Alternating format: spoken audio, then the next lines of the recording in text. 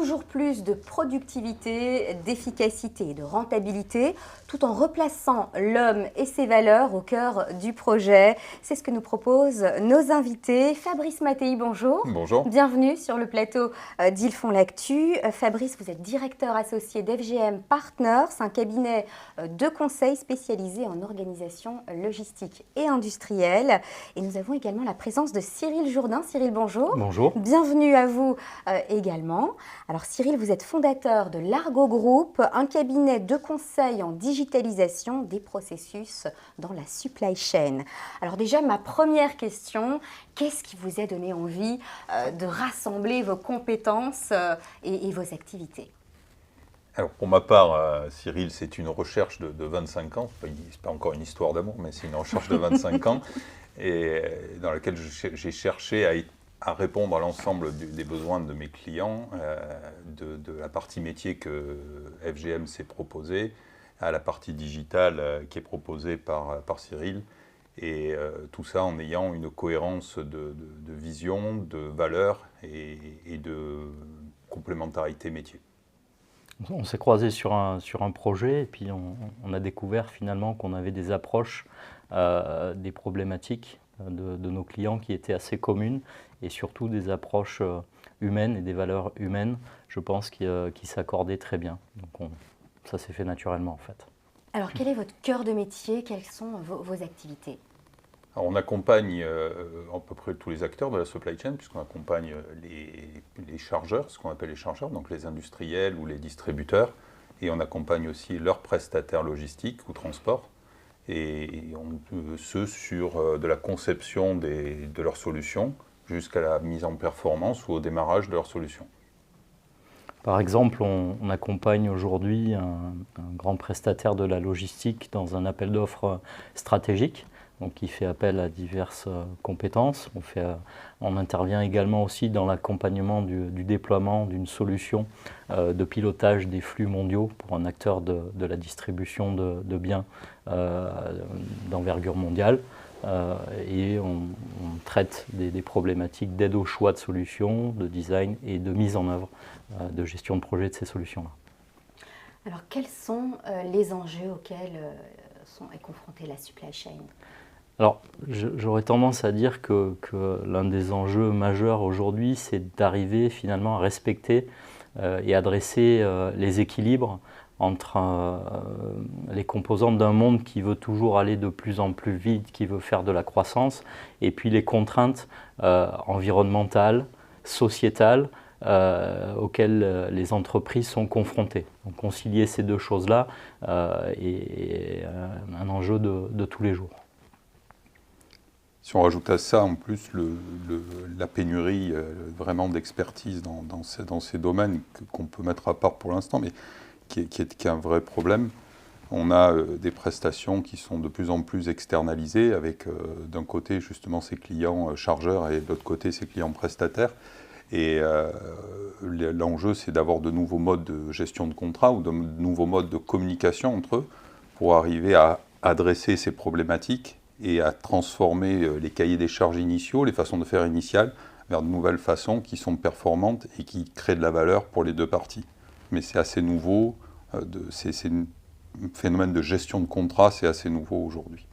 Est-ce que l'on peut dire qu'on tend vers un nouveau modèle de conseil ? Un nouveau modèle de conseil, encore une fois, il y a le côté humain où la ressource est limitée. Donc conserver les ressources, ça nécessite de réorganiser la façon de piloter les cabinets conseils pour garder ces gens-là.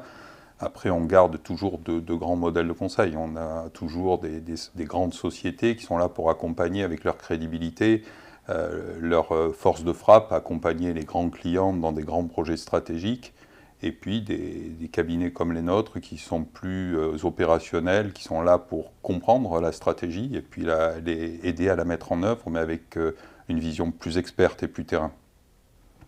L'une des nouveautés, je pense aussi, c'est le fait que dans les problématiques aujourd'hui qui sont adressées par les entreprises pour la mise en œuvre de solutions pour répondre à toutes ces attentes de leurs clients, du marché, de contraintes environnementales, il y a la nécessité d'avoir une vision très, très transverse avec des thématiques qui n'existaient pas précédemment et pour lesquelles les entreprises qui choisissent un cabinet pour les accompagner ont besoin que ce cabinet ait cette même vision transverse pour aller au-delà de demandes qu'ils ont et dont ils ne sont pas forcément conscients en termes de couverture, de complexité.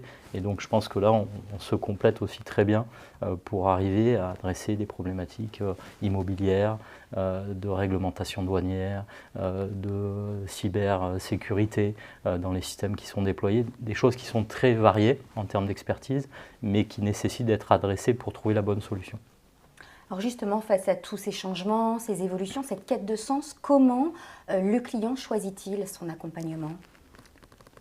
Alors je vais répondre plutôt sur ceux qui nous choisissent, parce que ceux qui ne nous choisissent pas, c'est souvent une question de taille ou d'ancienneté de l'entreprise, hein, puisque ça fait que 2 ans qu'on a redémarré. Mais ceux qui nous choisissent, c'est, je pense, d'abord pour la transparence dont on fait preuve. On est très direct avec nos clients. Et surtout le caractère qu'on a d'être un peu au conseil, ce que le GIGN est à la gendarmerie, c'est-à-dire qu'on travaille avec des forces bien préparées, on prépare bien nos interventions pour qu'elles soient rapides, efficaces, et on s'attend à des changements de scénario assez rapidement dans le cours du projet pour s'adapter à ça. Et aujourd'hui, c'est ce que nos clients aiment, c'est ce côté très terrain de nos interventions. Et en réfléchissant, ce qui me vient à l'esprit aussi, c'est que je pense qu'on est loyaux et fiables. Et je prends l'exemple d'un client qu'on a en commun, sur lequel on s'est retrouvé, je pense que pour lequel on intervient depuis plusieurs années déjà, et donc qui régulièrement nous renouvelle sa confiance parce que, en fait, on fait un peu comme si on faisait partie des murs, donc on réfléchit dans le conseil qu'on lui procure et les actions qu'on mène à ses côtés, comme si c'était notre propre entreprise en fait. Il n'y a pas de relation client-fournisseur et même on dépasse la relation de partenariat. Je pense qu'on s'immerge complètement dans ces problématiques et on veut pour lui le même succès qu'on attendrait pour nous-mêmes. Et ça fait une grande différence, je pense, pour nos clients. Quand je vous entends, je me dis qu'il est donc possible d'être innovant, créatif et de proposer des solutions durables tout en rationalisant les choses et en maîtrisant la croissance et en étant soucieux de l'environnement. Je dirais plus que possible. J'aurais tendance à dire que c'est devenu une nécessité d'être créatif. On est face à des composantes de solutions qui sont imbriquées, intégrées, connectées. Il y a vraiment une hybridation forte entre le métier et le monde digital qui s'opère. Et sans réfléchir de manière très transverse aux différents outils qui sont à la disposition pour répondre aux enjeux précédents, je pense qu'on a peu de chances d'arriver à concilier une attente client forte et puis la réduction de l'empreinte carbone, par exemple. Pour conclure, oui. Les enjeux pour l'Argo Group et FGM Partners? Ça va être de faire comprendre à nos clients et puis de porter cette bonne parole qui est de dire que justement on croit à tout ça et que pour travailler, nous on a envie de travailler avec des clients qui croient à ça. Et dans ce modèle-là, assurer une croissance raisonnable, puisqu'on va aller avec le sens de ce qu'on vient de dire. On n'a pas des ambitions de devenir des entreprises multinationales et de trouver les ressources et de les conserver pour apporter ce service à nos clients et en même temps avoir cette sérénité d'avoir des équipes qui se sentent bien chez nous et qui se sentent accompagnées dans leur développement personnel. C'est une des valeurs qu'on partage aussi, c'est cette transmission finalement de bienveillance, d'humilité, de faire grandir l'ensemble des gens avec qui on on est amené à être en contact et s'épanouir finalement, parce que on est là aussi pour prendre du plaisir dans ce qu'on fait, et quand on prend du plaisir, généralement, on fait mieux les choses qu'on réalise. Donc c'est aussi cette transmission-là, je pense qu'on a à cœur d'arriver à mettre en œuvre au sein de nos entreprises et dans les projets communs qu'on aura. Cyril Jourdain, fondateur de Largo Group, Fabrice Mattei, directeur associé d'FGM Partners, merci à vous deux pour cette interview. Merci beaucoup. Merci beaucoup.